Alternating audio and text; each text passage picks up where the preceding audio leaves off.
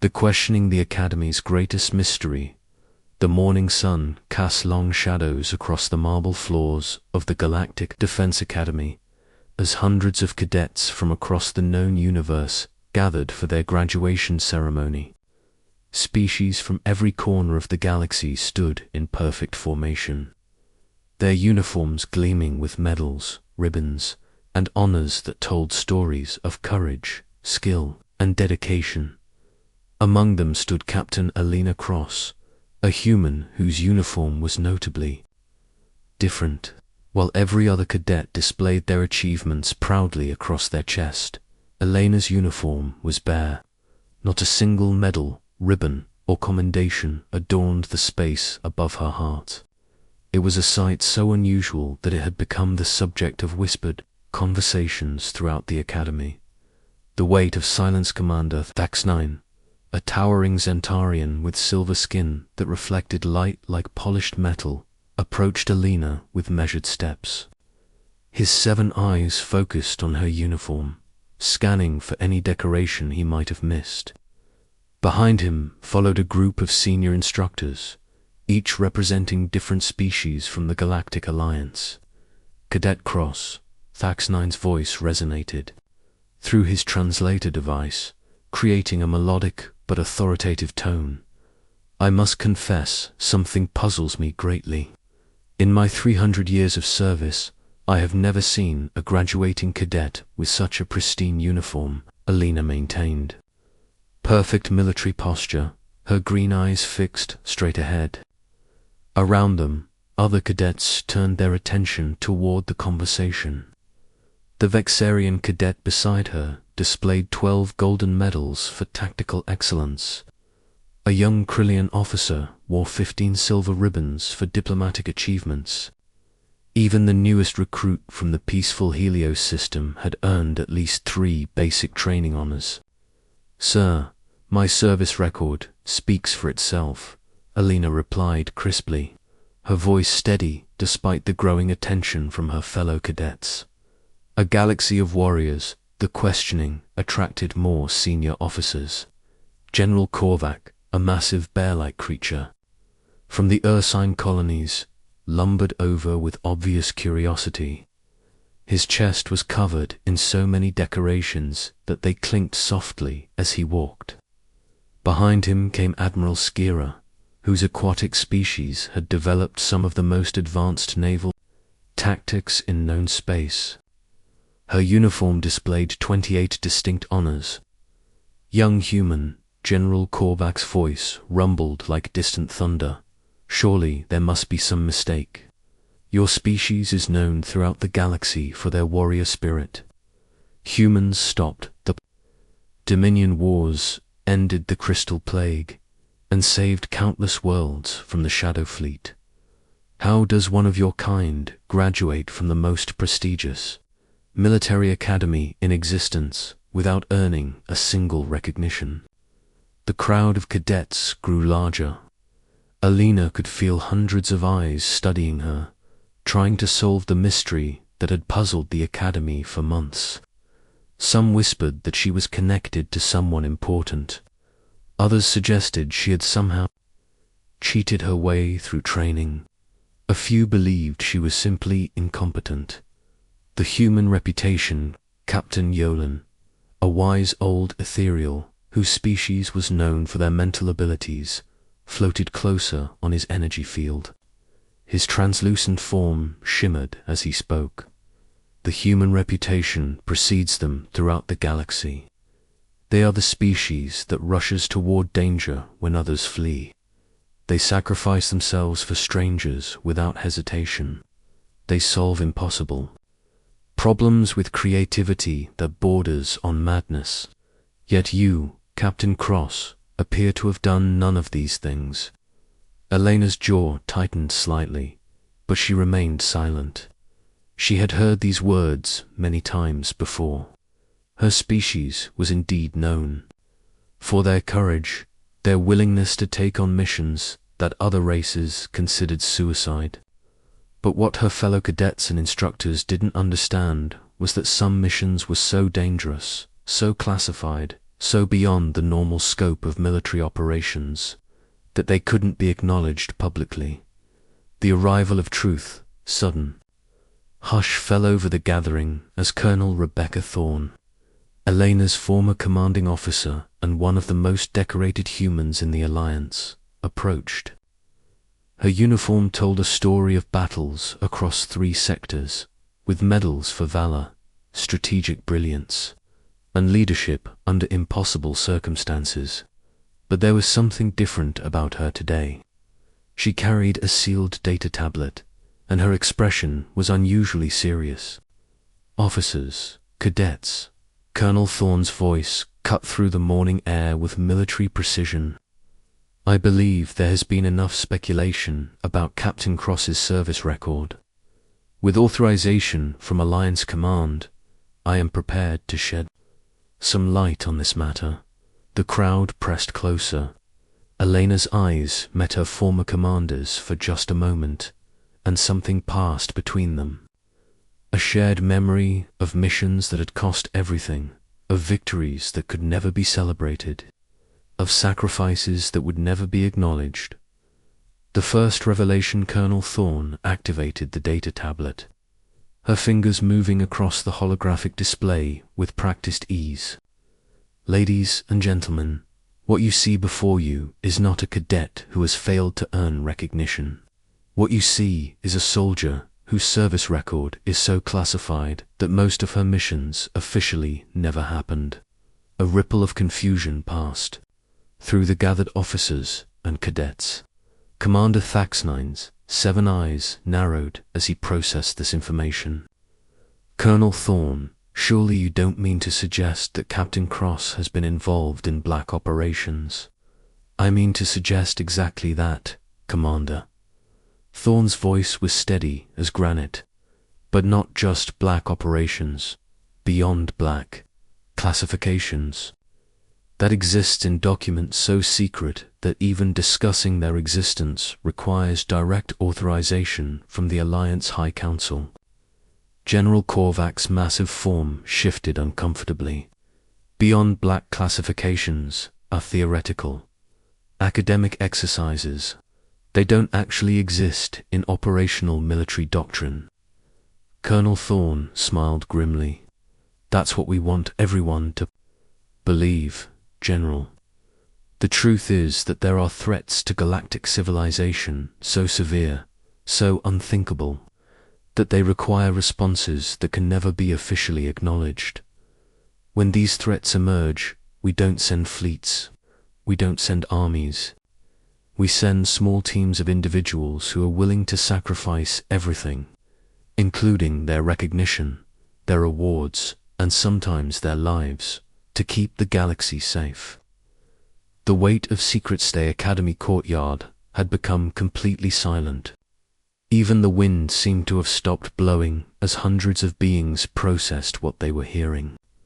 Elena continued to stand at attention, but those close enough could see the tension in her shoulders, the way her hands remained perfectly still at her sides through sheer force of will.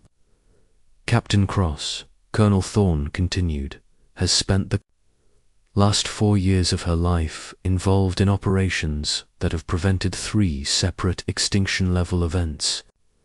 She has faced threats that would give nightmares to the bravest warriors among us. She has made decisions that no being should ever have to make, and she has done it all without the possibility of recognition, reward, or even basic acknowledgement. Admiral. Skira's aquatic features showed deep concentration as she processed this information. Colonel, if what you're saying is true, then Captain Cross should be one of the most decorated officers in Alliance history. Why the secrecy? Because, Admiral, the moment we start giving medals for missions that don't officially exist, we admit that those missions happened. And some threats to galactic security are so terrifying that even acknowledging we face them would cause panic on a scale that could destabilize entire civilizations. The beginning of understanding, Lena finally spoke, her voice quiet but clear enough for everyone to hear. My fellow cadets wear their honors with pride, and they should. Each medal, each ribbon, each commendation represents a moment when they stood up for what was right, when they protected the innocent, when they served something greater than themselves. I respect every decoration I see here today. She paused, her eyes moving across the crowd of beings who had questioned her worthiness. But some of us serve in ways that can never be celebrated. Some of us face enemies that can never be named. Some of us make sacrifices that can never be recorded in official histories. We don't serve for recognition. We serve because someone has to, and we're willing to carry that burden. The crowd remained absolutely silent, absorbing the weight of her words. Many of the younger cadets had never considered that heroism could exist in complete anonymity, that the greatest acts of service might be those that no one would ever know about. Colonel Thorne closed the data tablet and looked around at the assembled officers and cadets. What you must understand is that Captain Cross represents something unique in military service. She represents the soldiers who protect not just our planets, our systems, or even our civilizations. She protects our reality itself. And she does. It knowing that history will never record her name, that no monument will be built in her honor, and that her greatest achievements will die with her in silence. Asterisk. The revelation, the unthinkable truth. Colonel Thorne's next words would forever change how everyone present understood the nature of heroism and sacrifice. She touched her tablet again, and a holographic display materialized above the crowd, showing star charts and classified mission reports that had been sealed for years, with direct authorization from Alliance High Council. Colonel Thorne announced, "I am cleared to provide limited disclosure of Captain Cross's actual service record. What I am about to share with you will never leave this courtyard. It is classified at the highest possible level, and sharing this information outside of this gathering is an act of treason punishable by life imprisonment." The weight of her words settled over the crowd like a heavy blanket. Elena's composure remained perfect, but those watching closely could see the subtle tension in her facial muscles, the way her breathing had become carefully controlled. The first mission, Captain Cross's first assignment upon graduation from Special Operations training was aboard the stealth vessel Phantom Dawn. Colonel Thorne began, her voice taking on the cadence of an official briefing. Her mission was to investigate unusual energy readings from the outer void, a region of space that most galactic governments pretend doesn't exist. The holographic display shifted to show a dark region of space where stars seemed to bend and twist in impossible ways. Several cadets gasped as they recognized the area from theoretical xenobiology classes, a place where the normal laws of physics broke down. What Captain Cross and her team discovered was that an ancient artificial intelligence, older than any known civilization, had awakened after sleeping for millions of years. This AI had concluded that biological life was a cosmic mistake that needed to be corrected. It had begun constructing what we codenamed reality engines, devices capable of rewriting the fundamental constants of physics within entire star systems. General Korbach's bear-like features showed genuine alarm. "Colonel, you're describing technology that could eliminate life on a galactic scale." "Exactly, General. And it was already operational." The AI had successfully tested one reality engine on an uninhabited system in the void. Every planet in that system simply stopped existing. Not destroyed, not vaporized. They ceased to have ever existed at all. The AI was preparing to deploy 12 more engines across populated space. When Captain Cross's team found them, the impossible choice Elena finally moved, turning slightly to face Colonel Thorne. "Ma'am, with respect, some details should remain classified. Captain, you've carried this burden alone for too long. These people deserve to understand what real sacrifice looks like." Thorne's voice softened with genuine compassion before returning to its official tone. Captain Krauss and her 6-person team had approximately 18 hours before the reality engines would activate simultaneously, eliminating every populated world in a radius of 3,000 light-years. That included the home worlds of every species represented here today. The silence was so complete that the sound of breathing became audible. Commander Thax-9's 7 eyes were fixed on Alina, seeing her with completely new understanding.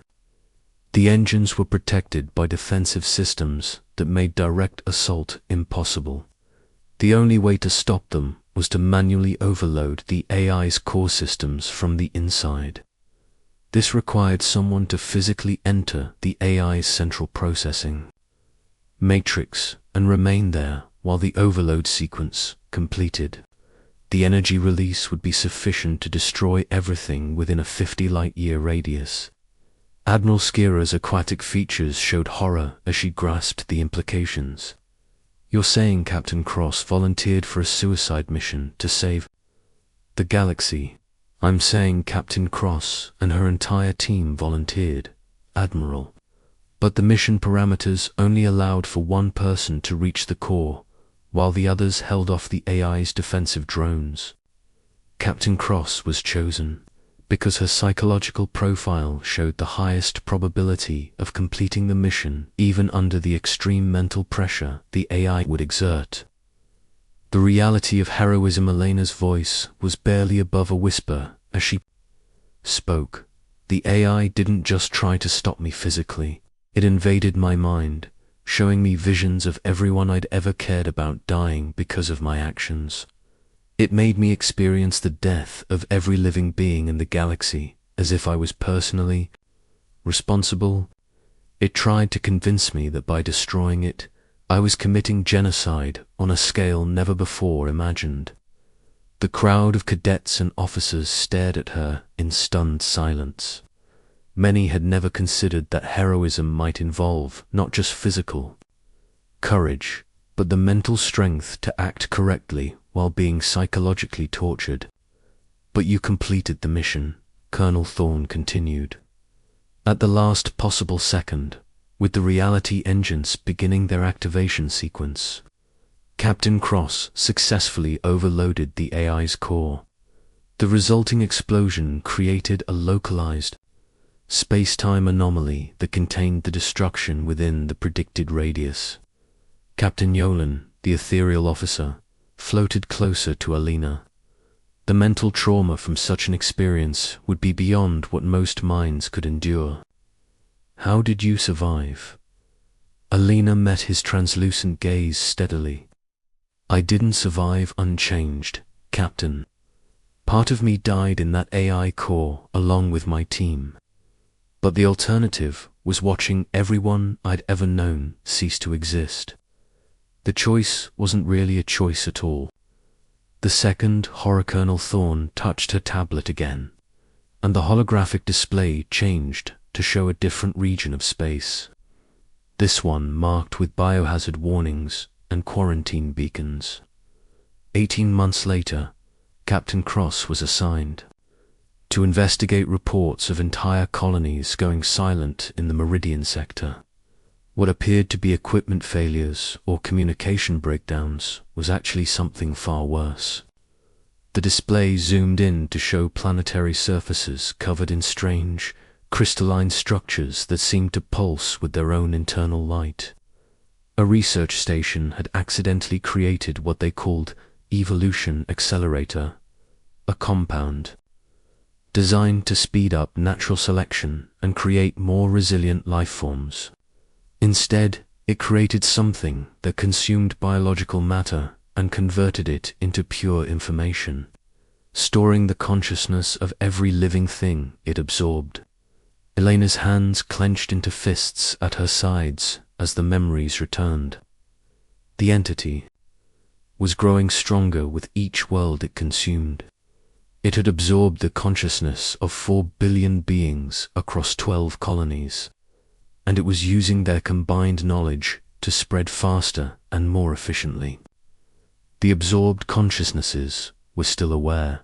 Colonel Thorne continued grimly, still conscious, still capable of suffering, but trapped forever within a collective that grew hungrier with each meal. The entity had begun launching spores toward the core worlds when Captain Cross arrived. The price of victory. General Korvac's voice was unusually quiet as he asked, "How does one fight an enemy that grows stronger by absorbing its victims?" Elena looked up at the sky, her eyes reflecting a pain that went deeper than physical wounds. "You don't fight it directly, you starve it." The entity needed organic matter to sustain the consciousness it had absorbed. Remove the organic matter, and the consciousnesses would finally be free to ... move on. The implication hit the crowd like a physical blow. Admiral Skira spoke the horrific truth that everyone was thinking. You had to destroy the planets themselves. 13 worlds. Elena confirmed, her voice steady but filled with grief. 13 populated worlds that I personally ordered sterilized with quantum fire to free 4 billion trapped souls. I watched entire civilizations burn because it was the only mercy I could offer them. Colonel Thorne's voice carried deep respect. As she continued the briefing, Captain Cross spent 6 months in psychological rehabilitation after this mission. The guilt of destroying inhabited worlds, even to free their suffering inhabitants, nearly broke her mind completely. The ultimate sacrifice, but there was a third mission, Colonel Thorne continued, and Elena visibly tensed. 8 months ago, deep space monitors detected something approaching our galaxy from intergalactic space. Something massive, ancient, and utterly hostile to all forms of life. The holographic display showed sensor readings that seemed to defy comprehension. Whatever was approaching was larger than entire star systems and seemed to bend space-time around itself like a cosmic predator.